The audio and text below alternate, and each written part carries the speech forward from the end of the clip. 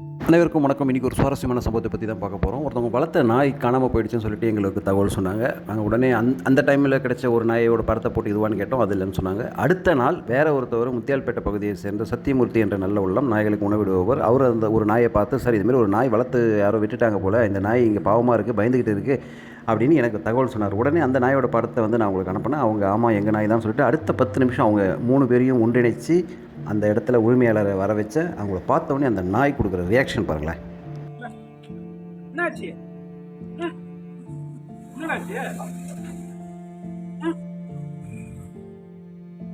இது சில பேருக்கு சாதாரண நிகழ்வாக இருக்கலாம். ஆனால் விஷயம் தெரிஞ்சவங்களுக்கு தெரியும் இது எவ்வளோ பெரிய விஷயம் அப்படின்னு. இந்த நிகழ்வு மூலமாக நம்ம 2 விஷயம் தெரிஞ்சுக்கணுங்க. ஒன்று, தொலைஞ்சு போன நாய் மறுபடியும் கிடைக்கும் அப்படின்றது அரிதலும் அரிதானது. அதனால் நம்மளோட நாய்களை பத்திரமா பார்த்துக்க வேண்டியது ரொம்ப அவசியம். 2வது விஷயம், பிறர்களுடனான நல்லுறவு. அது ரொம்ப முக்கியமானது. முக்கியமாக நாய்கள் மீது பற்று உள்ளவர்கள். ஏன்னா நாய்கள் மீது பற்று உள்ளவர்கள்லாம் வெளியில் போகும்போது ஒரு நாயை பார்க்கும்போது அது எந்த பிரச்சனை இருக்குது, எந்த சூழ்நிலை இருக்குன்னு அவங்களை கண்டுபிடிக்க முடியும். அதை வச்சு அந்த நாய் தொலைஞ்சு போன நாயா இல்லை பாதிக்கப்பட்ட நாயா அடிப்பட்ட நாயா அவங்களால கண்டுபிடிக்க முடியும். அதனால் அவர்களுடனான தொடர்பு இதெல்லாம் இருந்தால் மட்டுமே நம் நாய் திரும்பி கிடைப்பதில் வாய்ப்புகள் இருக்கிறது.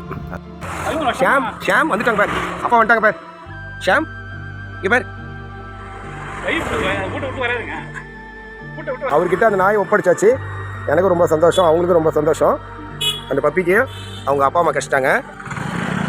ரொம்ப நன்றிங்க இந்த வாய்ஸ்லெஸ்க்கு.